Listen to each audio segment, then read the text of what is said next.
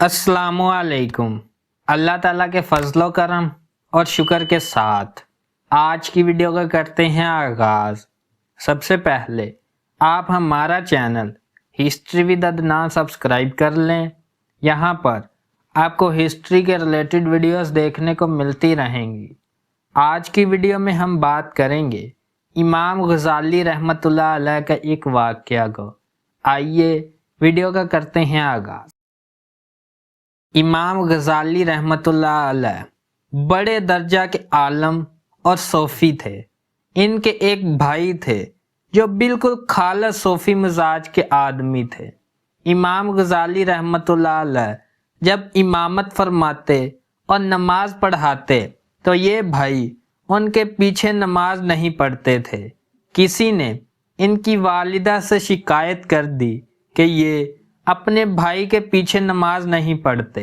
वालिदा ने इनको बुलाया और इनसे पूछा कि तुम अपने भाई के पीछे नमाज क्यों नहीं पढ़ते।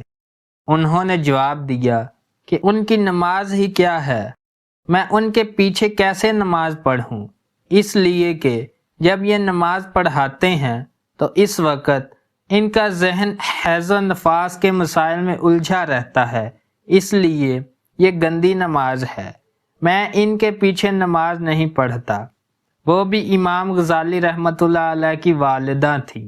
जवाब में फरमाया कि तुम्हारा भाई तो नमाज के अंदर फ़िक़ही मसले सोचता है और नमाज के अंदर फ़िक़ही मसले सोचना जायज़ है, और तुम नमाज के अंदर अपने भाई की ऐब जोई में लगे रहते हो और ये देखते रहते हो कि उसकी नमाज सही है या गलत, और नमाज के अंदर ये काम यकीनी तौर पर हराम है।